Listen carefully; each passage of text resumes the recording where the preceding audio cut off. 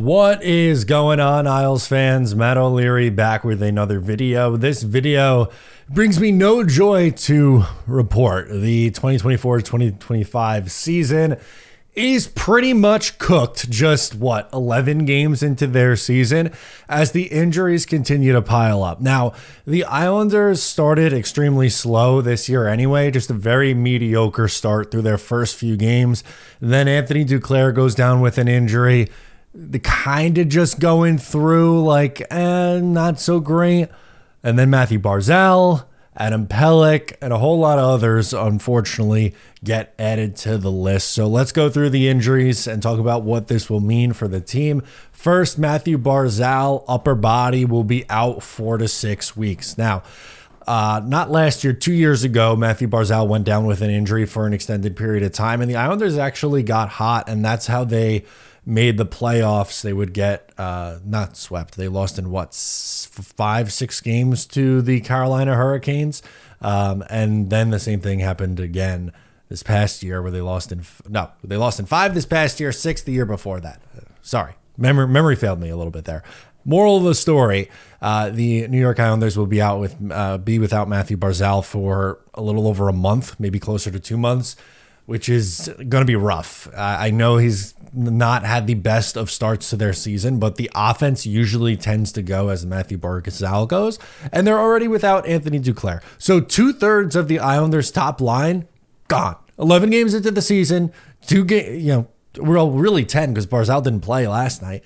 10 games into their season, top line, goodbye. See you later. 2/3 of it. Good luck, Bo Horvat. Adam Pelech also got hurt last night. Shocker. Adam Pelech banged up. An upper body injury for him. 4 to 6 weeks as well. He's on IR. Barzal's on LTIR. Pelech is technically eligible for LTIR. Maybe he goes on at some point. But unfortunately, this is the third straight season where Adam Pelech is going to miss significant time. And you have to go back to 2019-20, the COVID year. Pelech was going to be out for the season, but was able to come back and play because of, the pandemic, and it pushed off the ending of the regular season, and he returned in the playoffs for the Islanders. And that's 4 times in the last 6 years that he's missed really extended periods of time. And they still have a lot of term left on that contract. It's not going to be easy to get out of, but I was going to say Lou Lamoriello, but I'm not guaranteeing that Lou Lamoriello is going to be here in the offseason to make these moves. I think you got to do whatever you can to get out of this Adam Pelech contract. And that's really upsetting to say because the Islanders don't go to back-to-back conference finals without him from 2018 through the 21-22 season. Pelech was an elite shutdown defenseman. He's been really bad the last 3 years and has gotten hurt and missed upwards of 20 games each of the last 2 years. You just cannot rely on him to be a regular part of your defensive core going forward. Mike Riley looked like he got injured last night. Same with Alex Romanov, who returned. So the Islanders seem to avoid tragedy with Mike Riley and Alex Romanov as both guys are day-to-day.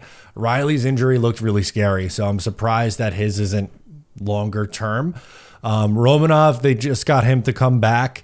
And I'm looking forward to seeing Romy get back into the mix. I think I've said it before on this channel and on the podcast. I think Romanov is their best defensive defenseman, especially with the decline of Adam Pelech. But now as a result, Grant Hutton and Samuel Bolduc have been recalled from Bridgeport. So the Islanders are going to be running out a skeleton crew with their defense and in their forward group. This is not going to look like an NHL lineup for God knows how long. And they have a very tough matchup against the Rangers on Sunday.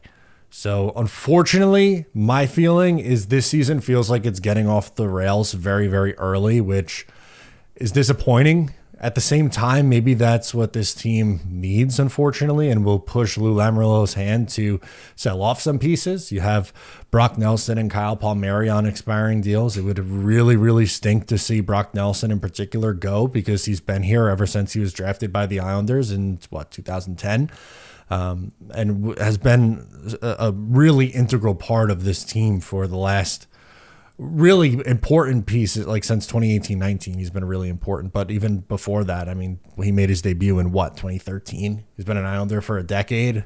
It's going to be a tough pill to swallow, but I think he fetches you a first-round pick. Kyle Palmieri probably fetches you a second round pick and a prospect. And if this thing gets off the rails, which again, it feels like that's where this is going, maybe you end up in the lottery. And that might be what this team needs. Maybe the luck gets on their side.